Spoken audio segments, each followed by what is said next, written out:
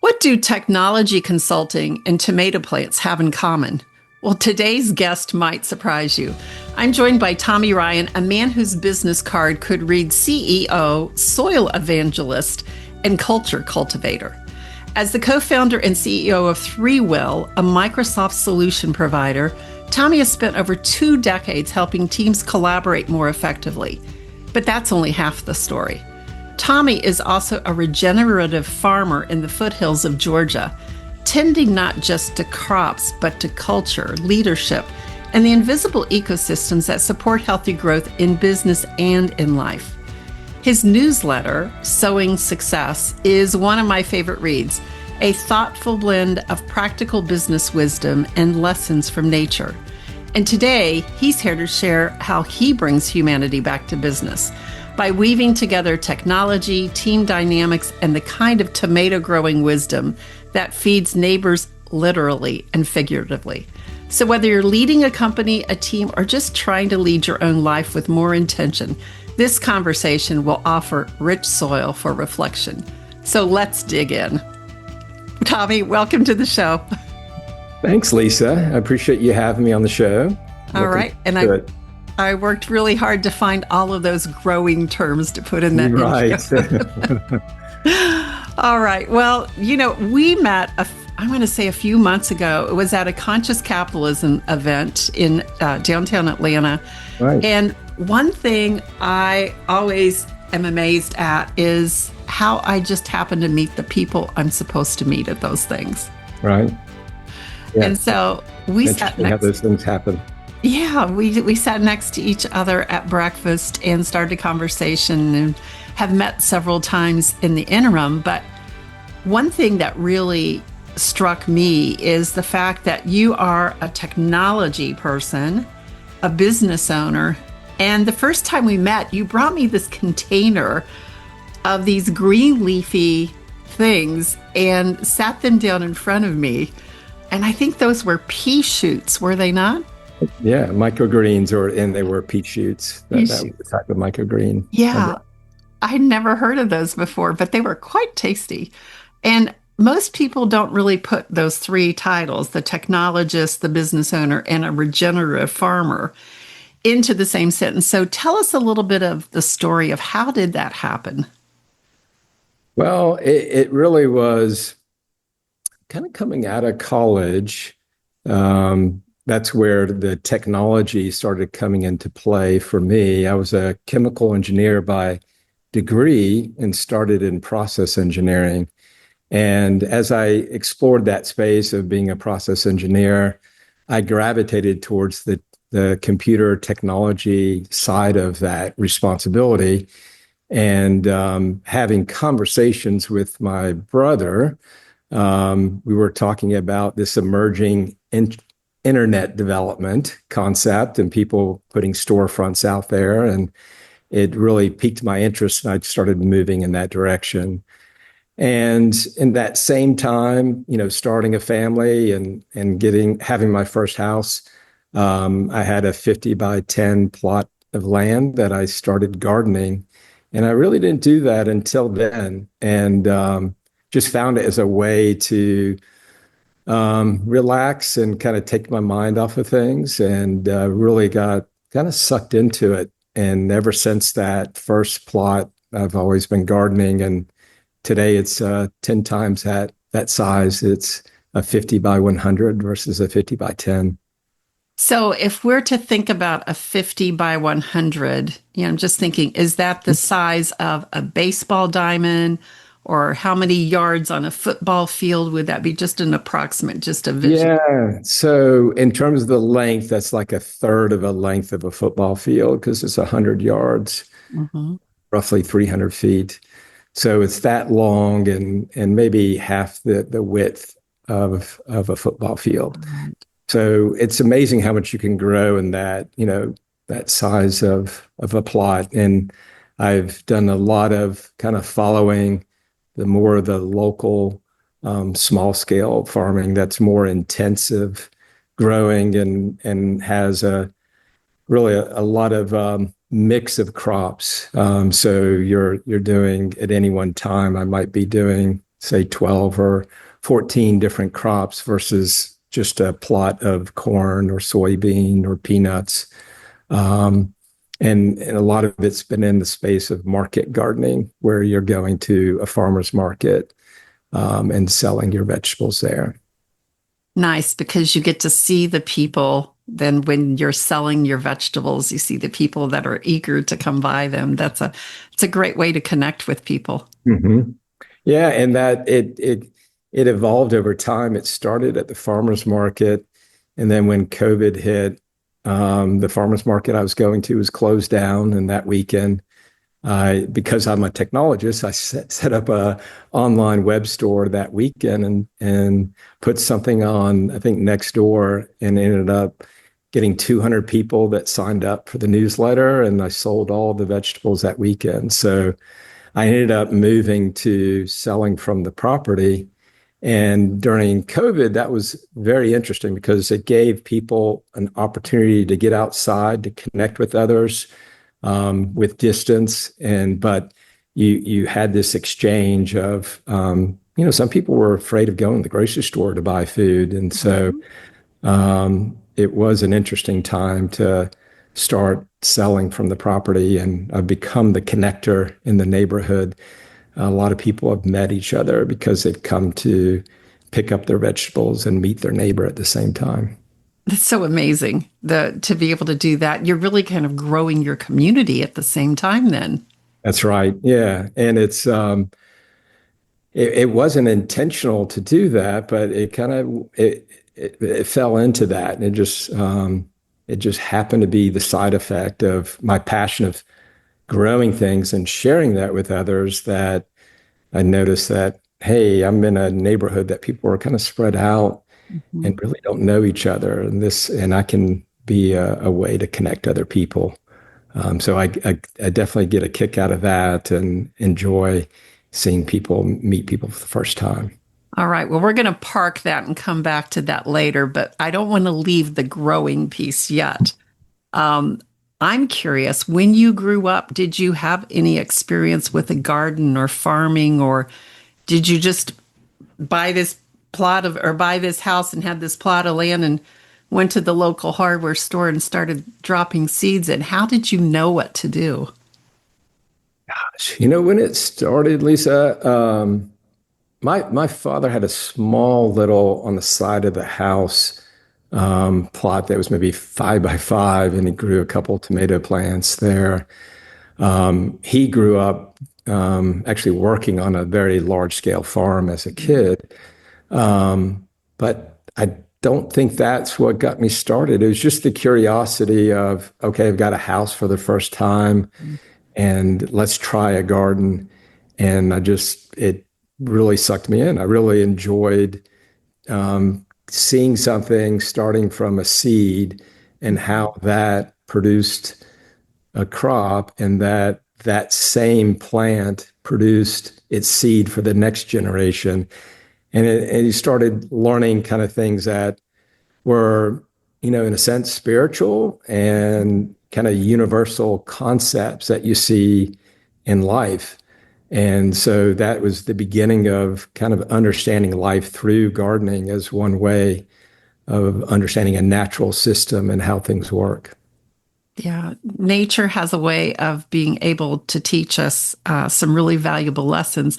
I'm thinking about when I grew up, we had a plot about probably 6 by 6, something like that. And my father decided that he would teach us how to garden by planting radishes. Okay. Now, nobody liked radishes but him. But I guess he figured they were really easy to grow That's and right. hard to mess up. And so we had that, but that's going to bring up the question here before we leave the topic of specific on gardening is, one of my jobs was pulling weeds. So you've got this big plot of land compared to my Yeah. 6 by 6. Do you do this on your own? Do you have any help? Or do you just love to get away from work by going out there and hoeing in your garden? Yeah, it's kind of the latter of that. It's kind of, to me, it's cathartic to kind of get my hands in the soil and weed. I enjoy weeding. Sometimes I can get overwhelmed with the number of weeds, but the actual activity of weeding is therapeutic for me. I get exercise. I feel that there's health in being connected to the soil and getting your hands dirty and touching the ground. And so when I'm out there, I feel like I'm doing something good for my mind and my body as I'm, weeding, getting that exercise. And, I'm an organic farmer, so I don't like, putting any herbicides down or pesticides. So when you make that decision, it's, there's a lot of work to keep up with cultivating.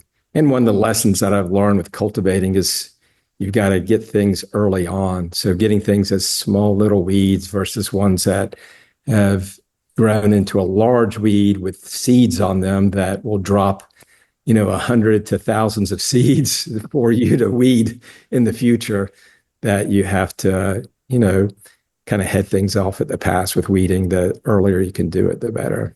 Yes, it is. And there's a lot of lessons to be learned. So we're going to start taking this conversation into growing, but growing your company. So your company's named ThreeWill, That's and you've correct. led ThreeWill for over 24 years. Mm-hmm.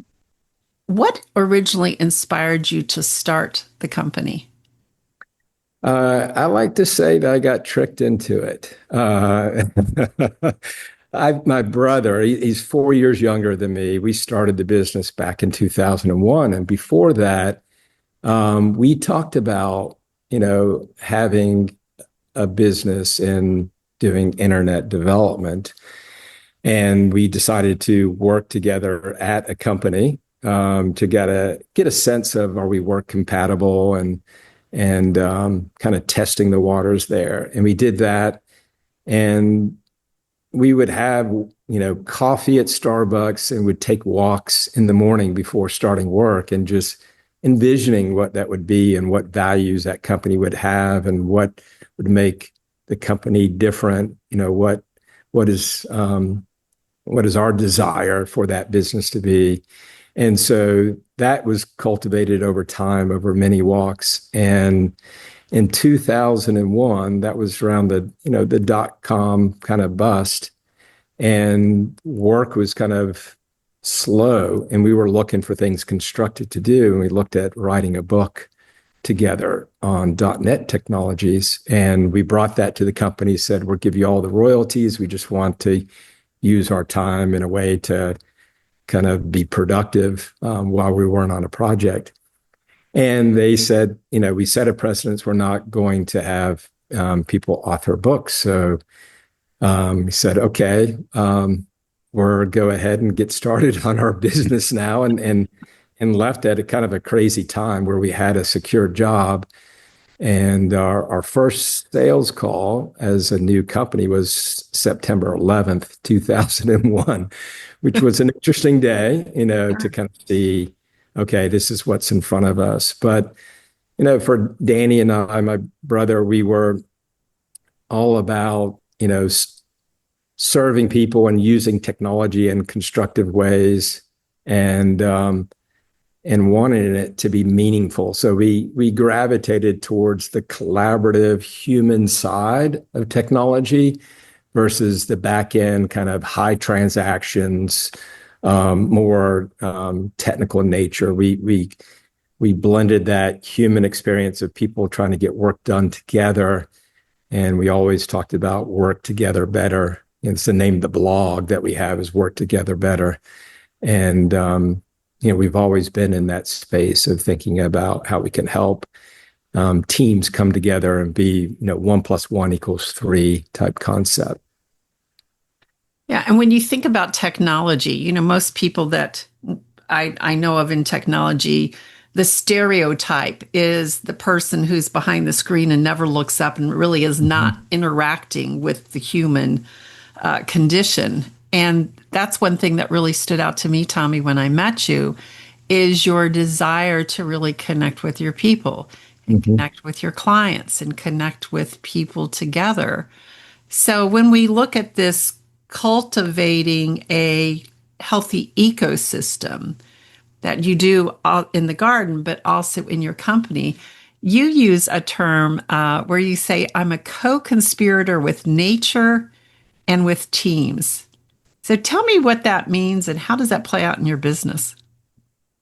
Uh, so I look at it, and when it comes to the garden, that concept of co-conspirator with nature um, came from the concept of not working against nature, but with nature. Mm-hmm.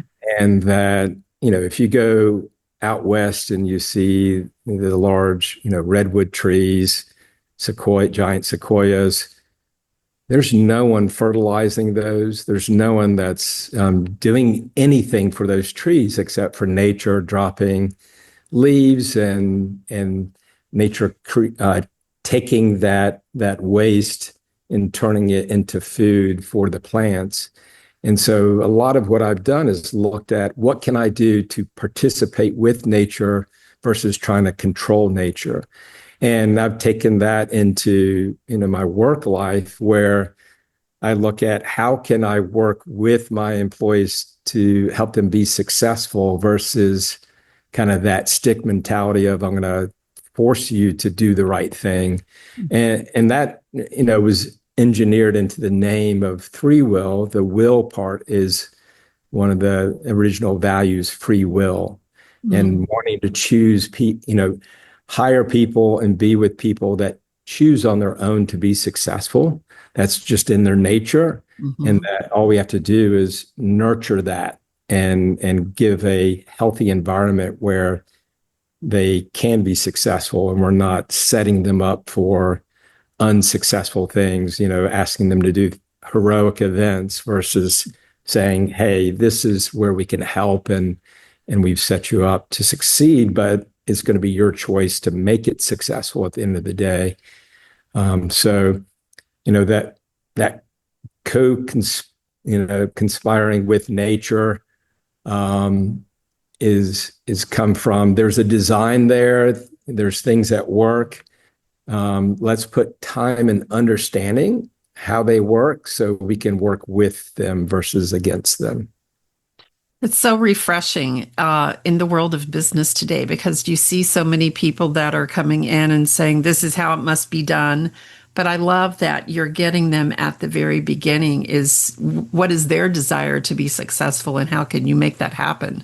Mm-hmm. Mm-hmm. Yeah, I Yeah, think that. and I think it's important to have shared values. So there's high trust that we all believe, that we want to do things in this way. I mean, we're all human beings and have unique attributes to each other, and you want that diversity of different, mindsets and thoughts. But there's got to be some commonality that you feel like you're on the same team. You have the same belief of how we can get things accomplished. Yeah. So you refer to values and your company values. I've got them listed here. Tell me if I've got them right. Better together, extreme ownership, humble confidence, and choosing growth. These feel like seeds that you have really planted with great intention, Tommy. So, how do you work to make sure those values aren't just something written, on a wall or something that you present in onboarding and then you never see again? How do those show up daily? There's a couple ways that they are by design show up daily for us. One is when we hire people, we have a people, process, and technology element to how we interview.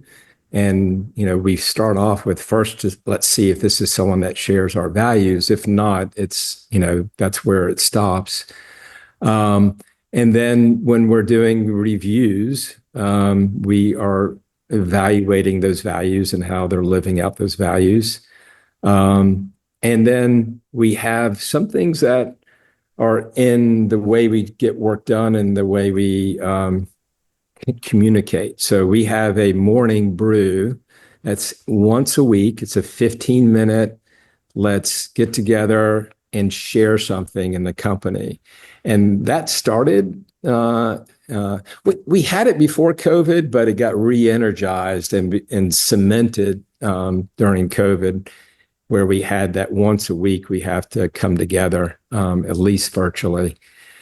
And in that morning brew, once a month, we do an associate of the month where we catch them, showing that value, where it's coming out and how they're getting their work done and how they're working with the team. So we like to do that in the associate of the month. And also we have inside of our collaboration environment, we have a channel called Praise. And that's a place that I like to say we catch people doing great things. And a lot of times we're emphasizing a value when we do praise internally.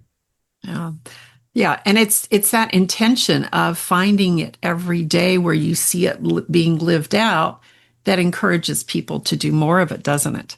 It does. I mean, I like to say catch people doing great things because so people want to say, oh, is someone noticing? I'm making an effort here, and that reinforces it.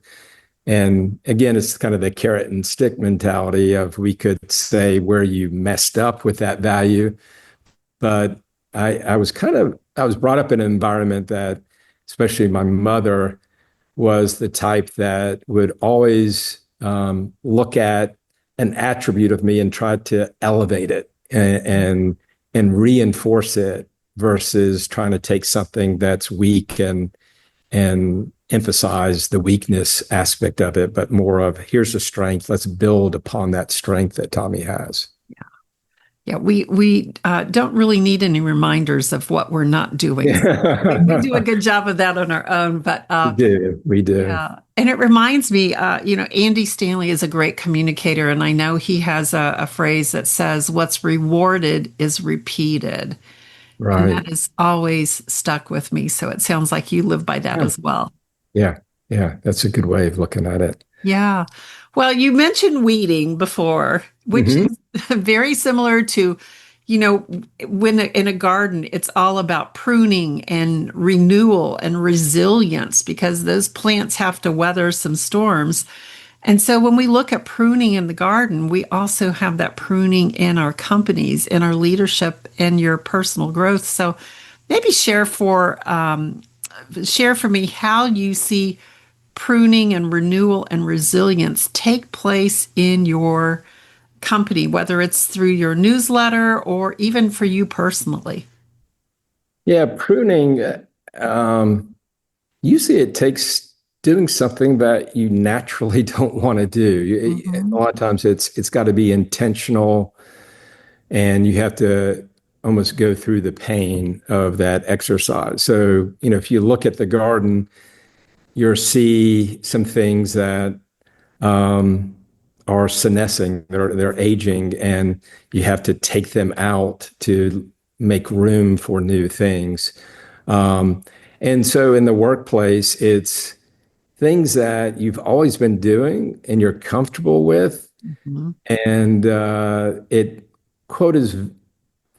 it can be justified as a valuable thing to do, but it's not the better thing to do. And sometimes you have to find those things and say, we're going to replace that with something else, or we're going to get rid of that altogether, so we can make room for,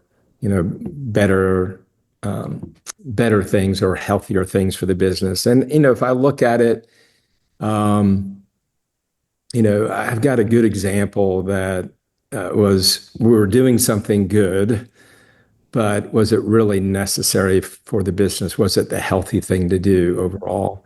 And we're in a professional services environment, and we're constantly looking at, people being assigned to projects or assigned to clients.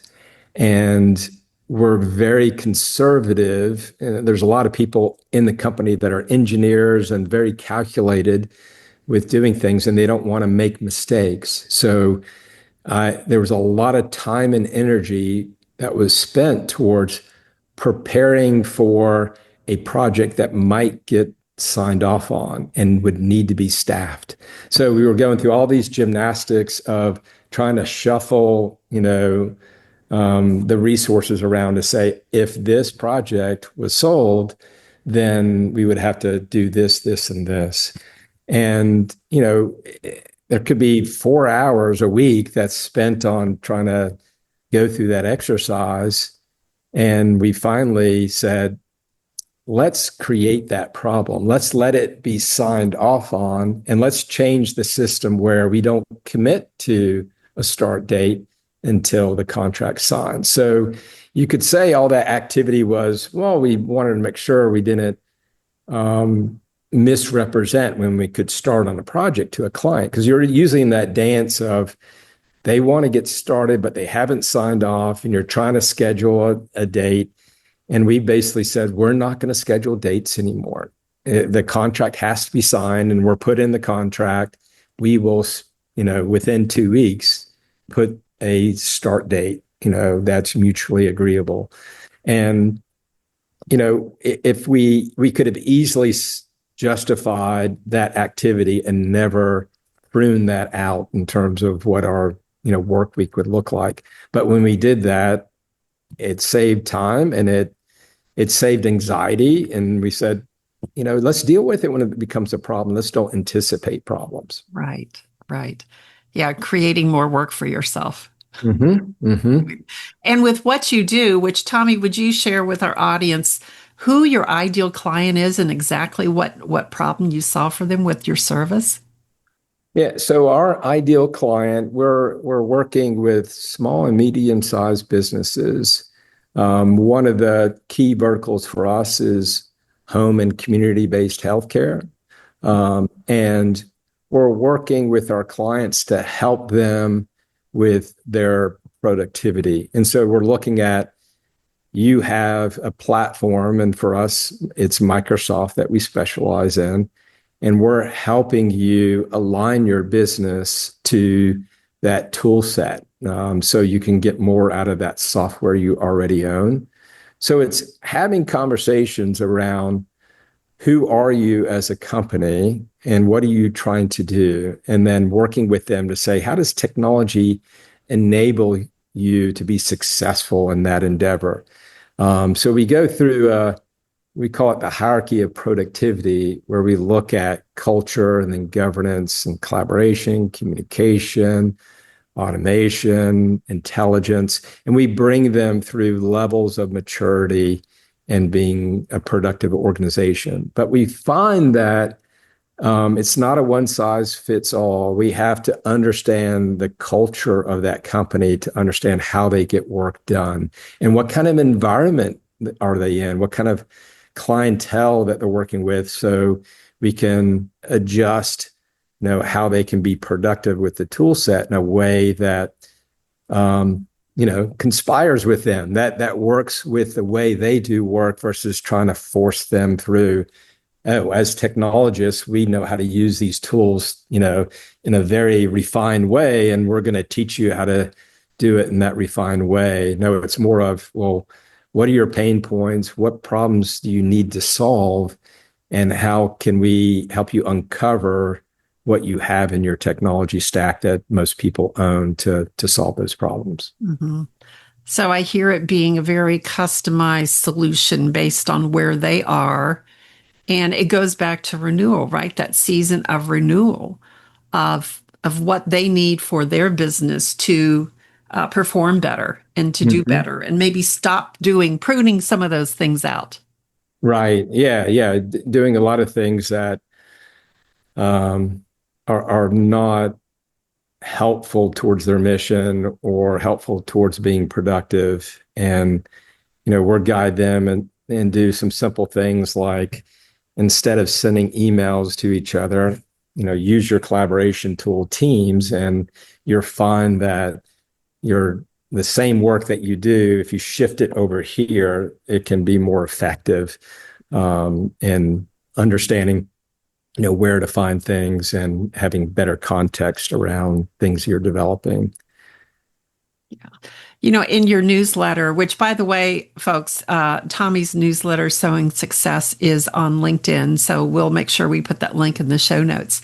But in your newsletter, you mentioned a season of renewal. And so I'm very curious. Right now, the world's in a kind of very different place than maybe we were even 6 months ago, right? What Mhm. has your current season been teaching you here? We're recording this right at the beginning of June. What's your current season teaching you? For us, we're so the service that we provide is a managed service versus a project-based service. So it's looking at how can we be your partner in helping you be more productive with the tool set. And what is becoming more apparent to us is getting deeper on the business side of what people are doing in their organization and not getting so caught up in the technology. We're very comfortable in that technology space and showing people how to do things, but we're challenging ourselves to understand um, what is this business trying to accomplish, and let's be a partner with the business and look at ways that we can measure how we're making an impact. And so I mentioned home and community-based healthcare. Um, we picked that based on we have some previous clients in this space, and we found that it's a space that technology is not a priority, but it definitely is something that's needed. So we're saying as an organization for us to grow and be more effective with our clients is to understand their business and going deeper there versus up until last year, we're really generic in our clientele. It was more small, medium-sized business as a managed service, partnering with them. But we want to come in with some tools and perspective that is built through learning more and more about that business, and we can come in with the language that they speak. We can come in with maybe some solutions that are from previous clients that can accelerate, how that market serves its customers. Yeah. And so going back to, I want to pick up, remember when you were talking about people would come to your farm and bringing Mm-hmm. the community together. I have seen you, and one thing that really impressed me about your company, Tommy, was the fact that it's not just about the people you work with and what you can do for them in their day to day, but also how you bring those business leaders together. And Mm-hmm. I was fortunate a couple of weeks ago to be able to be sitting at one of those tables that you had. So tell us a little bit about what your initiative is in bringing people together at these type of gatherings. I can't remember what it was called, so maybe you can Yeah, introduce. we call it the ThreeWill Alliance, Mhm. and it's for us in the beginning years of ThreeWill, it was all about we've got all the answers and we're locking in and trying to improve as a company. And I wasn't really good at networking with other business leaders in the local community.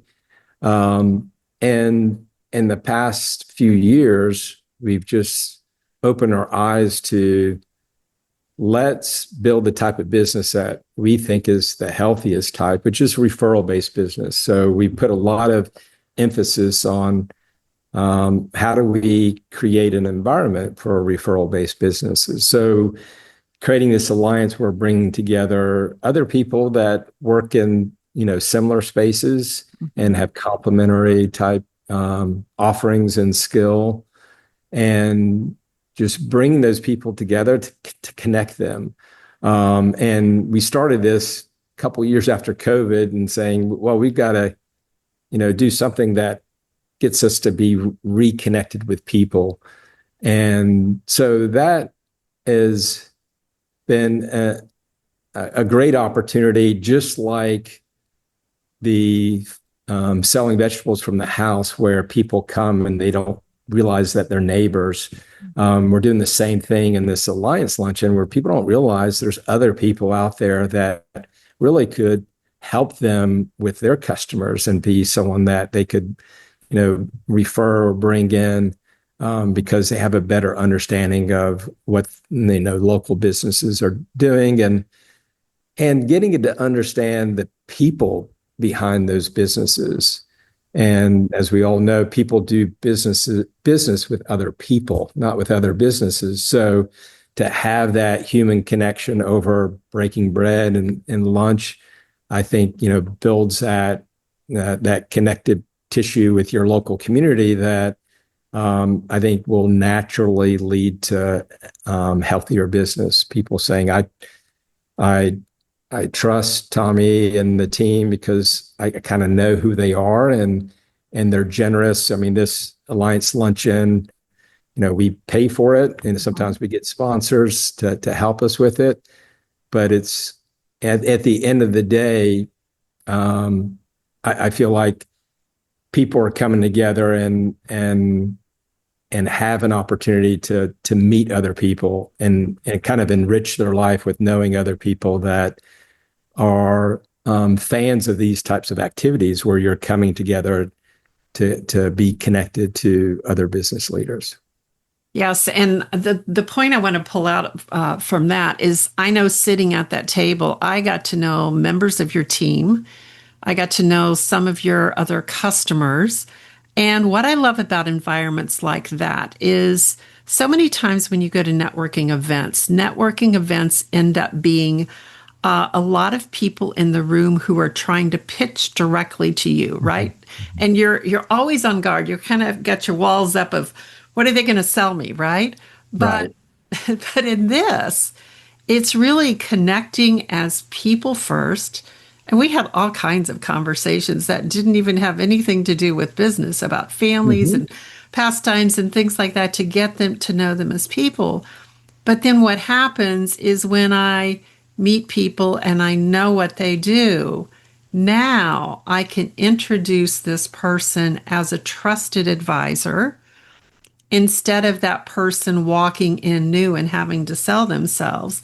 Mm-hmm. It's Lisa introduced them, so I'm putting my reputation on the line as well. Right. But making that connection, and I just think that's how we are going to have to do business moving forward when I there's agree. so much noise out there. Mm-hmm. Mm-hmm. Yeah, and what's changed for me for making connections in business is I do bring vegetables to a lot of my meetings now. And I do that. It really is interesting how it changes the dynamic Mhm. of I'm here, I'm bringing you food from my passion, and I want to share it with you. I want you to enjoy it. And it starts the conversation of getting to know the person. And I'm opening up to, I'm passionate about vegetables. What are you passionate about? And having that exchange. And then, I, you know, out of an hour meeting, maybe 10 minutes of its business, Mhm. but it's doing business with someone that you're building some trust with and some a relationship with. And I've learned, I've had some interesting things in my journey of life, and one step in that journey was uh, fighting cancer for the second time. And when I went through that, I had to be in isolation. I was out in Houston for several months, and I needed caretakers to come and stay with me 2 weeks at a time. Mhm. Um, and a lot of detail why that was 2 weeks. But in that time, I was forced to be present with that person, and I got to connect with that person. And that kind of set a switch with me Mhm. that life is about relationships and not about tasks. And I tell you, as an engineer, as a technologist, to me, it was all about tasks. It was all about the efficiency of tasks and Mhm. getting more done and being, responsible for. I committed that task. I got that task done, and those are important things. But all of a sudden, I said relationships are going to trump that. They're going to trump a Mhm. task every day, and that has really kind of changed, how I approach people and how kind of life works for me. Is like relationship first, and then the details will follow. They will. They will. And talk about, bringing your passion to a networking coffee with those microgreens, that little plastic container of microgreens, is you've brought your passion into your business by this newsletter, Sowing Success. So tell us a little bit about what you hope readers can take away from reading your newsletter. Well, I think if there are lessons there that sometimes are more approachable by sharing them in the context of nature, where people can have some ahas that, oh yeah, I've seen that too when I garden, and oh, I didn't realize that applies to my life at work. That's integrated those experiences, and so it's a way to tell a story about things that help you in business, but are more approachable because it's through the view of being a gardener. And I just have had so many experiences where I'm sitting out in the garden, I'm doing something, and I said, that's teaching me a lesson about something I should be doing at work.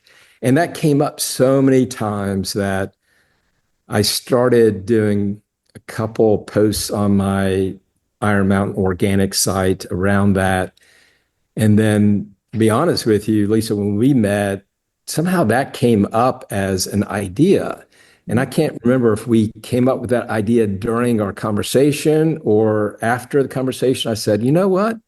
I should do this. And so you were definitely the inspiration of making it real, of bringing it into a formal newsletter. Well, I just know the power of story, and we connect as people through stories. And if people can learn something about the evolution of gardening and what we can learn from nature and take away from that, and it's all about growing, right? It's growing your garden, it's growing your business, it's growing yourself. There's a lot of analogies there, and you do a wonderful job with it. Thank you. Appreciate that. Yeah, absolutely do. So tell me, we're getting to the end of our time. Where can people learn more about your work, your farm, your journey? What's the best way to connect with you? So, of course, the Sowing Success newsletter. If you go and look at my profile on LinkedIn, you'll see that on my profile, view my newsletter. Also, I have an Instagram account for Iron Mountain Organics. It's all one word, and you'll see me just sharing my passion and things that I'm growing. If you're living in the Alpharetta, Canton, Milton area, you can join my newsletter there on Iron Mountain Organics, and I announce what I'm growing in the garden, what's available on the online store. And you can meet me at my place and come pick up your vegetables. And then our website's ThreeWill.com, and there you can find the things that we do and how we serve our clients. Yeah, so you've got your hands in a lot of different dirt, Tommy. So thank you so much for sharing your talents and just your story with us today. I think it's interesting. We all think that we go into work and it's head down, work, work, work, but there's a lot of pleasure that can be found in that. And you clearly have done that. So thank you for being with us. I enjoyed having the conversation, Lisa. All right. So for those of you listening, this conversation with Tommy reminded me that leadership is not about control. It's about cultivation. Whether he's pruning back a team process that's overgrown or letting soil rest in the off season, Tommy's approach is rooted in trust in nature's wisdom, in his people, and in his long-term impact. So if you're craving more from your work or wondering how to reconnect with purpose, maybe it's time to slow down, look at the systems around you, and plant a new kind of seed. So the link to Tommy's newsletter, Sowing Success, will be in the show notes. It is a breath of fresh air for anyone who leads from the heart and wants to grow with intention. And if you enjoyed today's episode, I'd love it if you would leave a review or share it with someone who's ready to do business differently. So until next time, Remember, your story matters, your purpose is powerful, and your brand begins by being fully you. We'll see you here next week.